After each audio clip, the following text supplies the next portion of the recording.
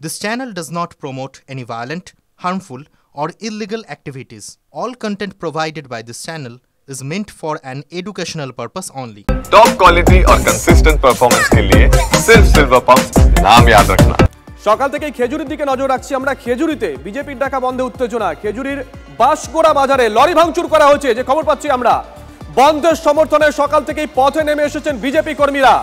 বাঁশগোড়া বাজারে গাড়ি আটকে দেওয়ার অভিযোগ, গাড়ি চালকদের সঙ্গে বচসা বিজেপি কর্মীদের।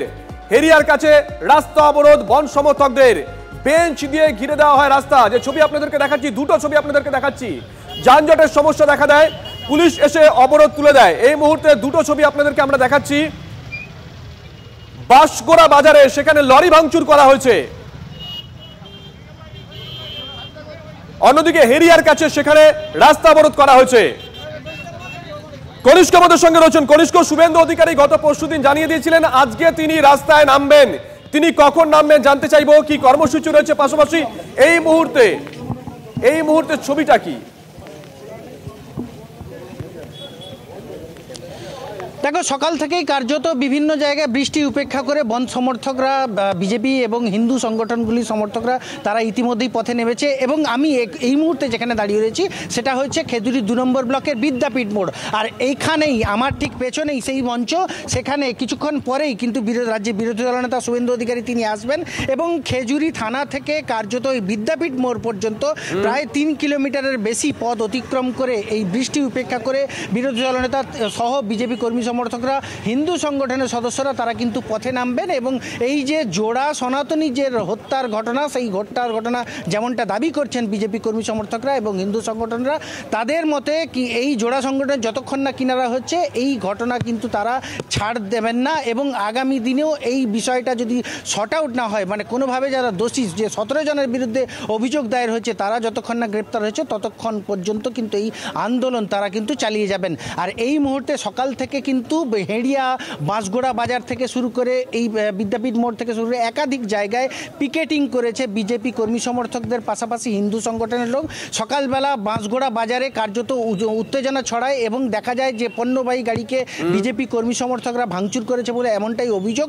যদিও পরবর্তীতে খবর পেয়ে ঘটনাস্থলে বিশাল পুলিশ বাহিনী গেলে সেই ছবিটা কার্যত পাওয়া যায় এবং রাস্তাটা স্বাভাবিক করা হয়। ছাড় দেওয়া হয়েছে মেডিকেল, দুধের গাড়ি থেকে শুরু করে খেজুরি যে কলেজ রয়েছে সেই কলেজ। শুভ প্রশ্নটা যদি দোকানপাট কি অবস্থা? দেখো, দোকানপাট এমনিতেই সকাল থেকে যেভাবে, গতকাল রাত থেকে যেভাবে বৃষ্টি চলছে, সেই বৃষ্টির মধ্যেই কিন্তু দোকানপাট সেই অর্থে খুলেনি। কারণ অশান্তি, আমি তোমাকে একটু ছবিটা দেখানোর চেষ্টা করব যে কার্যত বিদ্যাপীঠ মোড়ে এই সারিবদ্ধভাবে কিন্তু একাধিক দোকানপাট সেগুলো কিন্তু বন্ধ রয়েছে। এবং সাধারণ মানুষ এই বন্ধের, অর্থাৎ একদিকে দুর্যোগপূর্ণ আবহাওয়া, তার উপরে কিন্তু এই বন্ধ কার্যত বিদ্যাপীঠ মোড় কার্যত শুনশান বলা চলে। এবং এই মুহূর্তে পুলিশে ছয়লাভ জেলার বিভিন্ন প্রান্ত থেকে পুলিশ আধিকারিকরা, পুলিশের কর্মীরা তারা কিন্তু এখানে রয়েছেন এবং তারাও চেষ্টা করছেন যাতে কোনোভাবে অশান্তি না হয়। কিন্তু কিছুক্ষণ আগেই আমরা যেটা খবরটা পেলাম যে খেজুরির বিভিন্ন জায়গাতে তৃণমূল কর্মী সমর্থকরা বন্ধ করতেন, তারা বাধা দিচ্ছে এবং বেশ কিছু জায়গায় তারা মিছিল বের করেছেন বলে এমনটাই খেজুরি। নজর রাখো।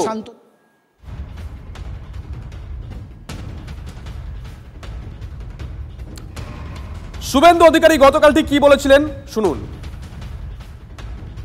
শর্ট সার্কিট যদি হয় তাহলে হসপিটালে না গিয়ে তাদেরকে থানায় নিয়ে যাওয়া হয়েছে কেন?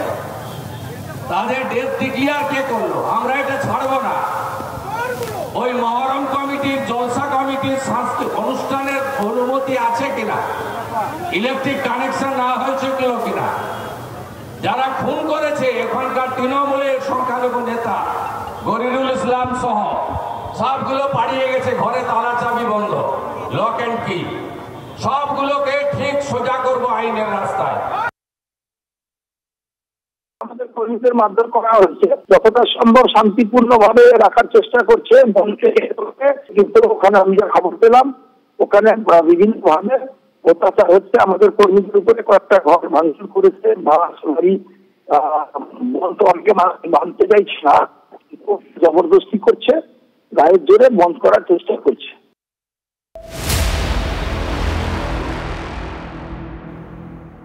পূর্ব মেদিনীপুরের পর দক্ষিণ 24 পরগনা, ভাঙড়ের দিকে নজর রাখবো। ভাঙড়ে তৃণমূল নেতা খুনে আরো গ্রেপ্তার, এক তৃণমূল কর্মী সহ 3 জনকে গ্রেপ্তার করেছে পুলিশ।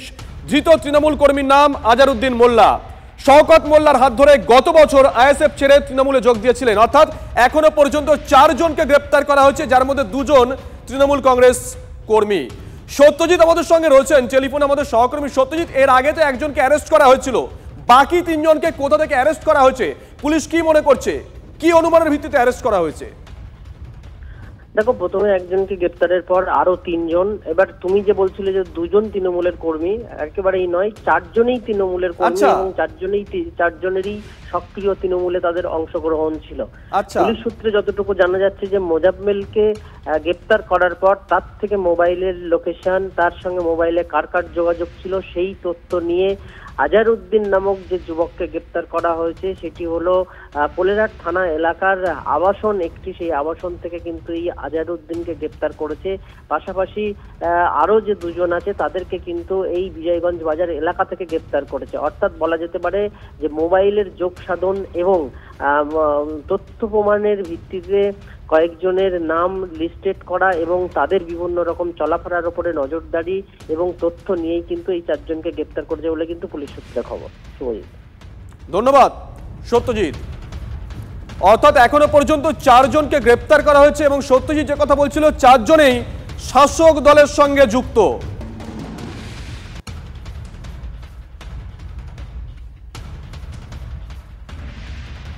কনফিডেন্সের লেভেল বুঝতে পেরেছেন? খুন করেছে, খুন করে এসে আবার শওকত মোল্লার অদরেই দাঁড়িয়ে আছে, পেছনেই দাঁড়িয়ে আছে, দাদা প্রোটেক্ট করে নেবে, হয়তো এই মানসিকতা নেই। আর সেখানে দাঁড়িয়ে ওরাই আমাদেরকে বলছে কি শুধু পেছনের। আমি বলছি আগামী দিনে দেখতে পাবেন, যদি সঠিক তদন্ত হয়, রাইট সাইডে কেউ আছে, হয়তো লেফট সাইডে হয়তো কেউ আছে, ফ্রন্ট সাইডেও কেউ আছে, ব্যাক সাইডে হয়তো আরও কিছু পাওয়া যাবে যারা এই খুনের সাথে যুক্ত। এটা সম্পূর্ণরূপে জলদাবাড়িয়া অঞ্চল নেতৃত্ব হিসাবে তৃণমূল কংগ্রেসের ছিল, কিছু কন্ট্রোলের ছিল যে আমি এটা কন্ট্রোল করব, ও বলছে তুই 2 দিনকারের নেতা, তুই কন্ট্রোল করবি, তোকে হাত ধরে আমি নিয়ে এলাম। এইরকম একটা হতে হতেই এই জায়গাটা পৌঁছেছে। 2024 লোকসভা নির্বাচনের পরে এই আজহারউদ্দিন আইএসএফ এর নির্বাচিত পঞ্চায়েত সদস্য আমাদের তৃণমূল কংগ্রেসে যোগদান করে। কিন্তু যোগদান এই ধরনের ভিতরে কোনো পরিকল্পনা ছিল তো এটা তো আমরা বুঝতেই পারিনি যে আমাদের দলে ঢুকে এবং দলের অন্য কর্মীদের সঙ্গে প্ল্যান করে, সাধারণ 2-1 জন আছে তাদের সঙ্গে প্ল্যান করে এই ধরনের ঘটনা ঘটাবে, এটা তো আমরা তো অবাক হয়ে যাচ্ছি। এখন ওপাদের আমাদের দলের নেতা নয়, একজন সাধারণ কর্মী আইএসএফ থেকে এসে যে ধরনের প্ল্যানিংটা করেছে এটা আমাদের নজরের বাইরে ছিল। ফলে এখন আমরা বুঝতে পারছি যে এরা আমাদের দলে এসে কত বড় সর্বনাশটা করেছে।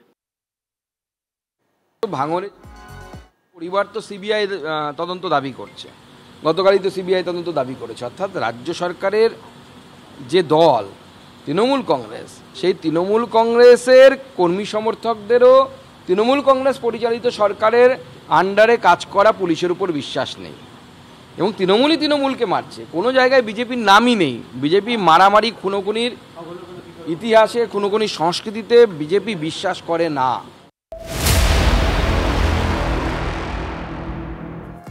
ভাঙড়ে 4 জনকে গ্রেপ্তার করলো সাঁইথিয়ায়। তৃণমূল নেতা খুনে এখনো কাউকেই গ্রেপ্তার করেনি পুলিশ।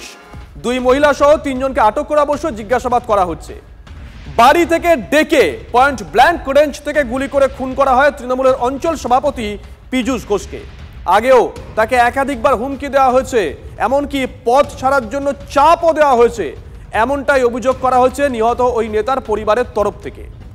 বকরার লড়াইয়ে খুন তৃণমূল নেতা, অভিযোগ করছে বিজেপি, আর চক্রান্তের অভিযোগ করছে তৃণমূল।